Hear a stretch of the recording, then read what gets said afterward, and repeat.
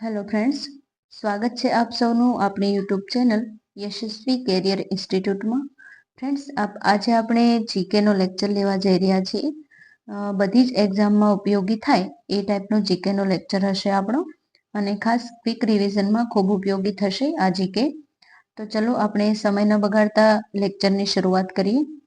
Question number 1 છે, ગુજરાત સંશોધન મંડળ નામની સાહિત્યિક સંસ્થાના સ્થાપક કોણ છે? તો એ છે પોપટલાલ શાહ. ગુજરાત સંશોધન મંડળ જે સંસ્થા છે એ મુંબઈમાં આવેલી છે અને એક સાહિત્યિક સંસ્થા છે, અને જેના સ્થાપક છે પોપટલાલ શાહ. ચલો ક્વેશ્ચન નંબર 2 જોઈએ. મુદ્રા સ્કૂલ ઓફ ક્લાસિકલ ડાન્સીસની સ્થાપના કોણે કરી? તો એ બે વ્યક્તિ છે. એક તો છે ભાસ્કર મેનન અને રાધા મેનન. આ બંને થઈને મુદ્રા સ્કૂલ ઓફ ક્લાસિકલ ડાન્સીસની સ્થાપના કરી હતી. ઓકે, ક્વેશ્ચન નંબર 3 જોઈએ. ચારકોલના ઉત્પાદન માટે કયું વૃક્ષ ઉપયોગી છે? તો એ છે ગાંડો બાવળ, જે કોલસાના ઉત્પાદન માટે ખૂબ ઉપયોગી છે. ક્વેશ્ચન નંબર 4 જોઈએ. અવિનાશ વ્યાસ કયા ક્ષેત્ર સાથે સંકળાયેલા છે? તો એ છે સંગીતકાર છે, અને ખાસ કરીને ફિલ્મ ક્ષેત્રે જે સંગીત હોય છે એમાં એ ખાસ રસ ધરાવે છે અને સંગીતકાર છે. ઓકે, ક્વેશ્ચન નંબર 5 જોઈએ. નારેશ્વર કઈ નદીના કિનારે આવેલ છે? તો એ છે નર્મદા નદીના કિનારે. ક્વેશ્ચન નંબર 6 જોઈએ. નહેરુ પ્લેનેટોરિયમ એટલે કે તારા મંદિર ક્યાં આવેલ છે? તો એ આવેલ છે પોરબંદરમાં. ક્વેશ્ચન નંબર 7 જોઈએ. મોહમ્મદ તળાવ કયા જિલ્લામાં આવેલ છે? તો ફ્રેન્ડ્સ, એ વડોદરામાં આવેલ છે, અમદાવાદ ન લગતા, કારણ કે અમદાવાદમાં એ આવેલ નથી.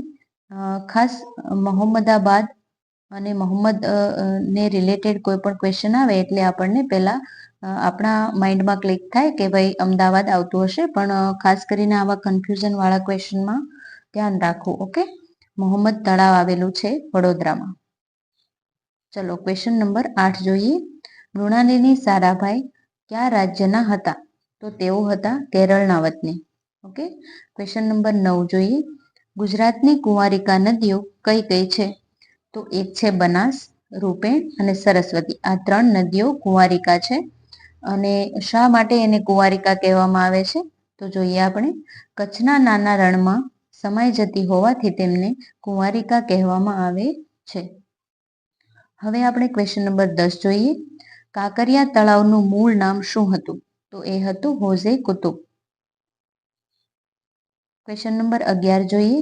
સેંધવ વંશનું સ્થળ ઘુમલી કયા જિલ્લામાં આવેલ છે? તો એ છે દેવભૂમિ દ્વારકા. સેંધવ વંશ જે છે એની રાજધાની હતી ઘુમલી, અને એ જે આવેલું છે હાલના દેવભૂમિ દ્વારકા જિલ્લામાં. રાઈટ. ક્વેશ્ચન નંબર 12 જોઈએ.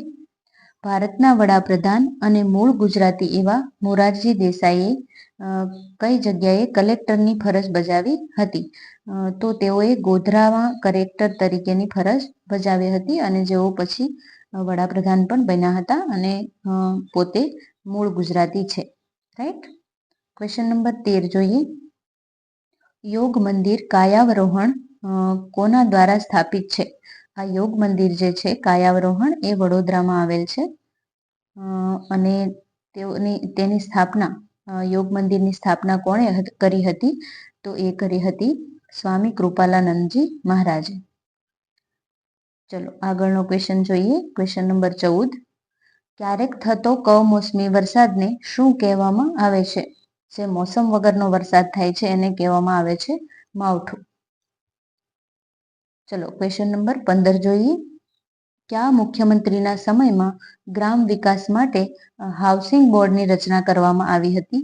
તો એ હતા ઘનશ્યામ ઓઝા. ઘનશ્યામભાઈ ઓઝા જ્યારે મુખ્યમંત્રી હતા ત્યારે ગામના વિકાસ માટે હાઉસિંગ બોર્ડની રચના તેઓએ કરી હતી. ફ્રેન્ડ્સ, આપણે કંઈ ને કંઈ આપણા લેક્ચરમાં નવું શીખીએ છીએ અને અલગ અલગ ક્વેશ્ચન લેતા રહેતા હોઈએ છીએ. મુખ્ય સેવિકાની તૈયારી પણ આપણે આ ચેનલમાં કરીએ છીએ, અને અન્ય ક્લાસ 3ની એક્ઝામની તૈયારી પણ કરતા રહેતા હોઈએ છીએ. તો ખાસ બધા ફ્રેન્ડ્સને વિડીયો પસંદ આવે તો લેક્ચરને લાઈક કરજો, અને ચેનલને પણ સબસ્ક્રાઈબ કરી લેજો. આવી જ રીતે આપણે તૈયારી કરતા રહીશું, અને આપના ફ્રેન્ડ્સને પણ આ વિડીયો શેર કરી દેજો. ઓકે. ચલો આગળનો ક્વેશ્ચન જોઈએ. Question number 16.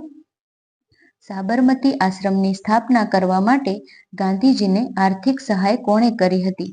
તો એ હતા શેઠ અંબાલાલ સારાભાઈ. અંબાલાલ સારાભાઈ તેઓ એક મિલના માલિક હતા. અમદાવાદ જે મિલ માલિક સત્યાગ્રહ થયો હતો આપને યાદ હોય તો તેઓ સ્થાપક હતા. મિલ જે હતી ને તેના સ્થાપક હતા અંબાલાલ સારાભાઈ. અને તેઓએ જ્યારે સાબરમતી આશ્રમની ગાંધીજીએ સ્થાપના કરી તેમને આર્થિક સહાય તેઓએ કરી હતી. ક્વેશ્ચન નંબર 17 જોઈએ. ગુજરાત વિદ્યાપીઠનું ધ્યેય વાક્ય જણાવો. તો તેમનું ધ્યેય વાક્ય છે સા વિદ્યાયા વિમુક્તૈ. ક્વેશ્ચન નંબર 18 જોઈએ. Ahmedabad textile industries research association એટલે કે અટીરાનું સ્થાપના વર્ષ જણાવો. અટીરાની સ્થાપના ક્યારે થઈ હતી? તો એ થઈ હતી 1947. ક્વેશ્ચન નંબર 19 જોઈએ. ખાબોચિયામાં રહેવામાં સાર નથી, સરોવર બનવું જોઈશે. આ કથન કોણે કહ્યું હતું? તો તે કથન કીધું હતું સરદાર વલ્લભભાઈ પટેલે. ક્વેશ્ચન નંબર 20 જોઈએ. વિદેશી નાગરિકત્વનો સ્વીકાર કરતા ભારતીય નાગરિકત્વનો અંત આવશે એવું બંધારણના કયા અનુચ્છેદમાં દર્શાવેલ છે? જ્યારે કોઈ અન્ય દેશનું નાગરિકત્વ સ્વીકારવામાં આવે ત્યારે આપણા ભારતનું નાગરિકત્વ ત્યાં જ પૂરું થઈ જાય છે. એ જ સમયે જ્યારે આપણે અન્ય દેશની નાગરિકતા સ્વીકારીએ છીએ. આ બાબતનો ખ્યાલ કયા અનુચ્છેદમાં છે? તો એ છે અનુચ્છેદ નંબર 9. ક્વેશ્ચન નંબર 21 જોઈએ. પ્રવાસી ભારતીય દિવસની ઉજવણી ક્યારથી કરવામાં આવે છે? તો એ 2003થી કરવામાં આવે છે. જ્યારે અટલ બિહારી વાજપેયી હતા વડાપ્રધાન તરીકે ત્યારે તેઓએ પ્રવાસી ભારતીય દિવસની ઉજવણી કરી. અને ગાંધીજી સૌપ્રથમ 9 જાન્યુઆરીએ આપણા ભારત દેશમાં આવ્યા હતા ઇંગ્લેન્ડથી. તો એ દિવસને યાદગાર બનાવ્યો હતો આ ઉજવણી કરીને. અને પ્રવાસી ભારતીય દિવસ ક્યારે ઉજવાય છે? તો એ 9 જાન્યુઆરીએ ઉજવાય છે. ફ્રેન્ડ્સ બધા ક્વેશ્ચન ખાસ યાદ રાખજો, ખૂબ ઉપયોગી થશે દરેક એક્ઝામમાં. ઓકે. ક્વેશ્ચન નંબર 22 જોઈએ છીએ આપણે. ત્રિનેત્રેશ્વર મહાદેવનું મંદિર તરણેતર કયા જિલ્લામાં આવેલ છે? તો એ છે સુરેન્દ્રનગર જિલ્લામાં. તરણેતરનો મેળો પણ ખૂબ લાંબો હોય છે એટલે ખાસ તરણેતર એ સુરેન્દ્રનગર જિલ્લામાં આવેલ છે, યાદ રાખજો. ક્વેશ્ચન નંબર 23 જોઈએ. શરીરનો લગભગ કેટલા ટકા ભાગ પ્રોટીનનો બનેલ હોય છે? તો એ છે 15%.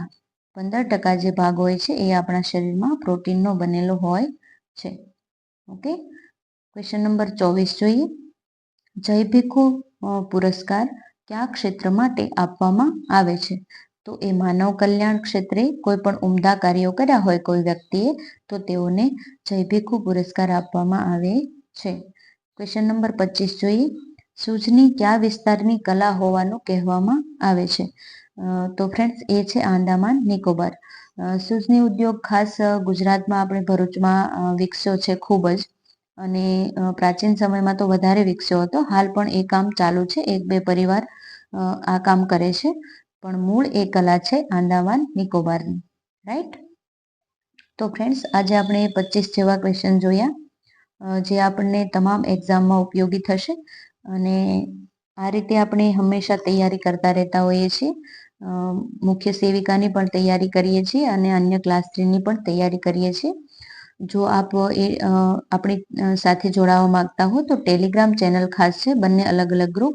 હું ડિસ્ક્રિપ્શનમાં આપને એની લિંક આપી દઈશ, એમાં જોડાઈ જજો. ઓકે. ત્યાં આપણે હંમેશા 20, 22, 20, 25 ક્વેશ્ચન હંમેશા કરતા હોઈએ છીએ. તો એમાં પણ રિવિઝન થતું રહેશે અને આ સિરીઝ પણ આપણે ચાલુ રાખશું. તો ખાસ બધાએ જોડાઈ જજો. ઓકે. અને વિડીયોને લાઈક કરી ચેનલને સબસ્ક્રાઈબ કરી લેજો ફ્રેન્ડ્સ. ઓકે. અને આપ સૌનો ખૂબ ખૂબ આભાર. Thank you.